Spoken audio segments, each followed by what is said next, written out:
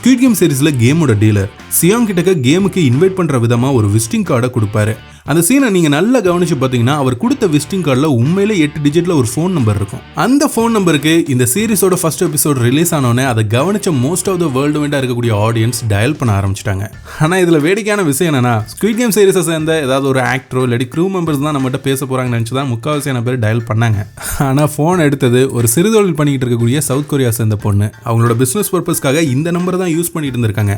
அதுவும் இந்த சீரிஸ் வரதுக்கு முன்னாடி இருந்தே அவங்ககிட்ட இந்த நம்பர் இருந்திருக்கு. எப்படி ஒரு இண்டிவிஜுவல் பர்சனோட டேட்டா ஒரு இன்டர்நேஷனல் வெப் சீரிஸ்ல ஷோ பண்ணப்பட்டுச்சுன்றதுக்கான எந்த ஒரு விளக்கமும் இன்ன வரைக்கும் ஸ்குவிட் கேம் சீரிஸோட க்ரூ மெம்பர்ஸ் கொடுக்கல. அட் த சேம் டைம் இந்த பொண்ணும் இந்த ஒரு பர்சனல் டேட்டாவை லீக் பண்ணதுக்காக நெட்ஃபிளிக்ஸ் மேல கேஸ் போட்டிருக்கலாம், பட் போடல.